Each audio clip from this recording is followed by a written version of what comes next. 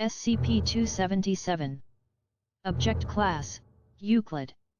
Special Containment Procedures: due to difficulties inherent in containing SCP-277, it has been placed under a level lockdown.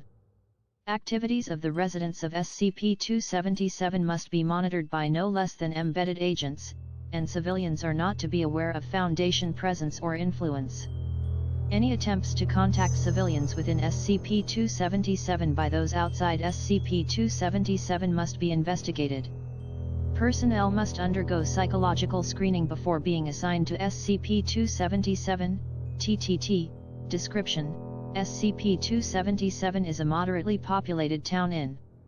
The principal anomaly within SCP-277 are apparitions found throughout the area that seem to be images projected from children's thoughts, or imagination. These are collectively referred to as SCP-277-1. Incidents of SCP-277-1 appear as figures drawn in white outlines, with no physical substantiality of their own. The size, style in which they are drawn, and the complexity of the projections vary from child to child. Prepubescent children are the only individuals capable of producing such incidents, and the process of projecting one seems for the most part to be unconscious and involuntary. An average of incidents of SCP-277-1 are present at any given time within the area. A largely comprehensive catalogue of prepubescents and the designation of their projections may be found in Document 277. While embedded agents are requested to report potentially uncategorized children to their supervisors to be examined, due to the size of SCP-277, the prepubescent population therewithin, and security complications, this is recognized as occasionally unfeasible. Incidences of SCP-277-1 are capable of interacting with each other, although physical objects pass through leaving no damage to either party. Children frequently play with their projections, and the existence of SCP-277-1 is regarded as normal by residents of the town. Civilians in SCP-277 claim that the projections have been present within the town since its colonization. This claim is dubious at best, as there are no records of the area's existence before the year 2, and the towns immediately surrounding the area deny any knowledge of the city. Testing of members within SCP-277 revealed that their dental, fingerprint, and DNA records correspond with no recorded population databases. When under questioning, civilians denied having memories of living or traveling anywhere but within SCP-277. Operation 277 Update: the first attempt number to evacuate SCP-277 has commenced on 6/15/. Small changes were made to the previously detailed methods of evacuation, namely expunged in hopes of avoiding what may have caused previous failures. Documents outlining past attempts to remove civilians from SCP-277 may be found at Data Expunged.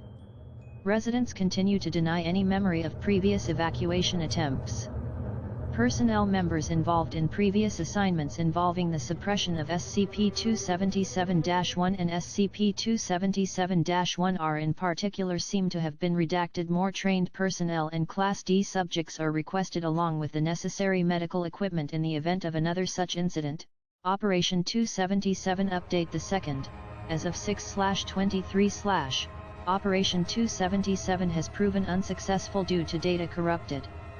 SCP-277-1R demonstrated the ability to render mental damage not only to prepubescents, but to physically mature agents.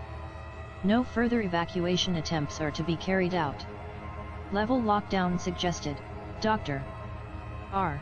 Foundation personnel have been unable to trace the source of file Operation 277. Foundation databanks have been unable to produce an unexpunged copy of the file. No personnel or civilians in the area are able to recall any attempts made to evacuate, and the legitimacy of the file has been called into question multiple times. As per common consensus, however, no further evacuation efforts have been planned.